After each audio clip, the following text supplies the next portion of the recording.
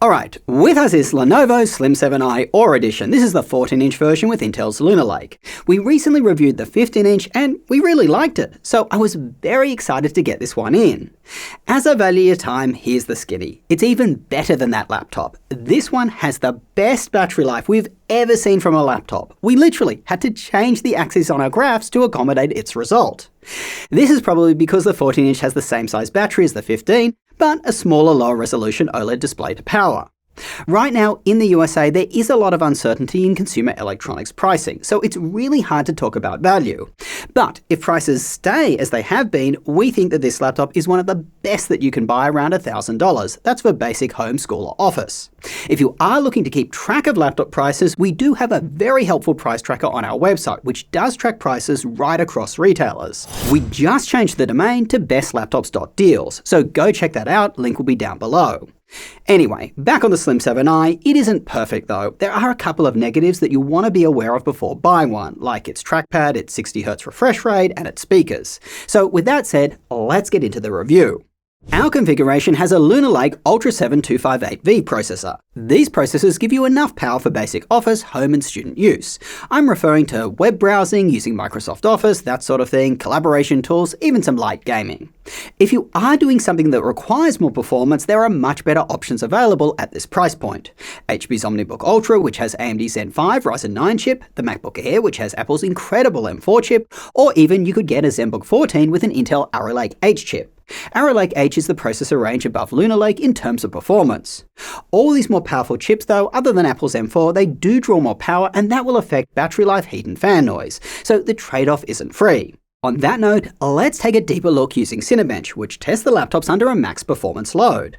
What we find is that the Slim 7i 14-inch, it does not perform as well as other laptops with this processor. The main reason appears to be the power it is fed. It is less than other laptops with this chip, such as its bigger brother, the Slim 7i 15-inch. This may be due to thermal limitations set by the manufacturer, as they don't want the laptop to get hot to the touch or have loud fan noise. If that is the case, they have succeeded here. In real-world use, the Slim 7i feels as cool as a cucumber, and in sustained max load, barely warm. Check out how much cooler the Slim 7i feels than the MacBook Air, the OmniBook Ultra, and the Slim 7X, which has a Qualcomm chip. Same goes for fan noise. It's very minimal, dead silent in real-world use, and very quiet during performance tasks. Obviously, other laptops do perform better, as I showed you, but again, it is a trade-off. Even though the CPU performance of Intel's Lunar Lake is pretty basic, its integrated GPU performance is actually quite good. In fact, this laptop got the highest score in TimeSpy of any laptop with an integrated GPU, at least if you don't count AMD's new Strix Halo chip. That's only available in more expensive laptops. TimeSpy, by the way, it is a standard rasterization test. It's a good thumb in the air of how games will run on this machine. This all being said, don't expect that this laptop can compete with laptops with even a basic dedicated GPU. There is still a sizable gap to a laptop with, say, an RTX 4050. In Wildlife, which uses Vulkan and is therefore compatible with macOS, this laptop again shines. It is beat out by the M4 processor in the MacBook Air, but not by much. Rounding out performance, the laptop does come with Wi-Fi 7, which is good to see. Let's now jump into battery life, as that is an absolute standout of this laptop. For light tasks, we did a full battery rundown playing a movie on repeat from the laptop itself. 26 hours and 38 minutes of runtime. Guys, this is by far the longest runtime we have ever seen. Ever. Anyway, after our shock, Ethan charged the laptop back up and played a Netflix movie for 4 hours over Wi-Fi. More of a realistic battery test. The Slim 7i only drained 18% of its battery. This is once again an absolutely phenomenal result.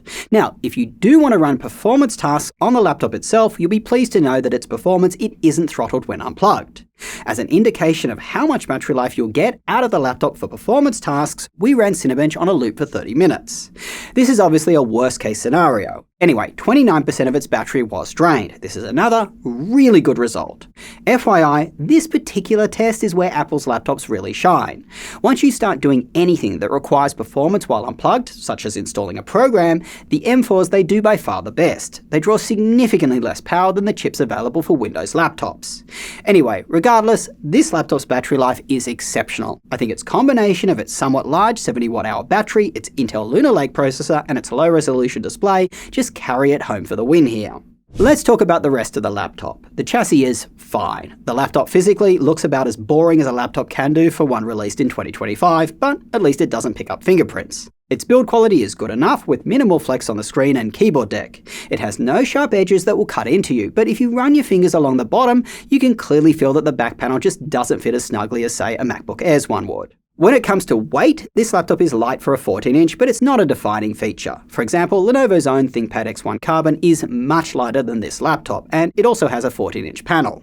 Port selection is pretty good for a 14-inch laptop. On the left side, you get two Thunderbolt 4 ports that both support charging, HDMI 2.1 and a micro SD card reader.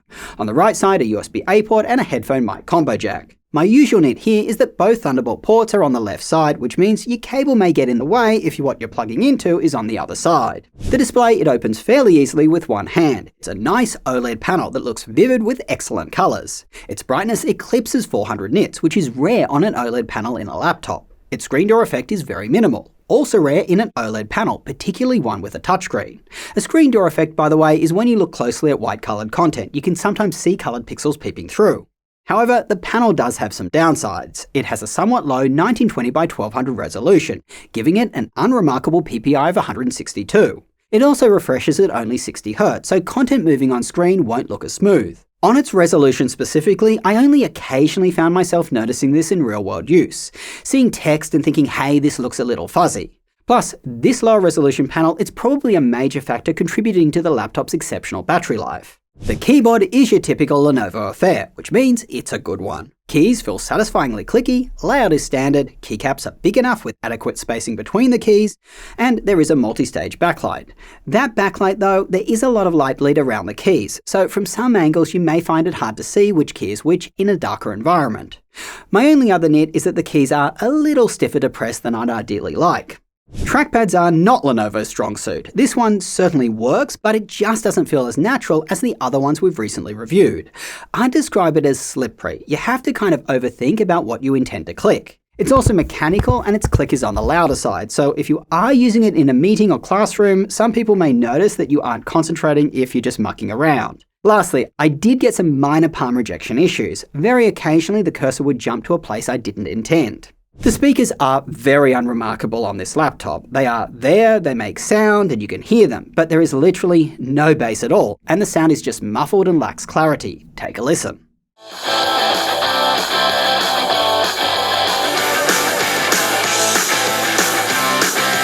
Here I am on the 1080 webcam of the Slim 7i 14-inch. As you can see, colours look pretty good, but it's a bit grainy. Actually, watch that footage again and look at my shirt. Do you see the contrast shift at the end? Now, we tested Fedora Linux on the laptop, both Fedora 41 and Beta Fedora 42. A bit of a flex on that one. Bad news, Linux on this laptop is rough. Fedora 42 wouldn't boot, and Fedora 41, it booted, but pretty much nothing worked other than Wi-Fi. For example, display brightness was stuck at max. If you want to run Linux easily, there are better alternatives out there. Alright, this leaves us to pricing and our recommendation. At B&H at the time we made this video, the Slim 7i 14-inch was on sale for $1,100 from an MSRP of $1,300. As I said, if prices don't change, we feel that this is a really good buy. The main laptops that you should probably consider over this one, they each have unique pros and cons. That's in the same price range. The OmniBook Ultra, it gives you a much more powerful AMD Ryzen 9 processor and more memory, but its battery life and keyboard, it isn't as good. The OmniBook Ultra Flip, it gives you 2-in-1 capabilities and a haptic trackpad, but once again, battery life and keyboard aren't as good. The MacBook Air is a much more premium feeling laptop. It has a better trackpad, speakers and webcam. Plus, the M4 processor in it, it is much more powerful while also being very efficient in terms of its power draw. But some people may just not want a Mac. Lastly, Lenovo's new ThinkPad X9. It gives you some premium features that this laptop lacks, like a haptic trackpad and a better webcam, but that laptop's battery is much smaller and it costs a lot more. Well, that's all I got for you. Guys, we are flooded with new laptops, so I'm off to do some more testing. As mentioned, if you are trying to find the perfect laptop or get a great deal on one, make sure to check out our website at bestlaptop.deals. It's quickly becoming the hub for laptop buying. Please get subscribed if you aren't already. It definitely helps grow this channel, which means that we can make more videos for you. And we certainly want to do that. Till next time, go do something awesome with your day, and I will catch you later.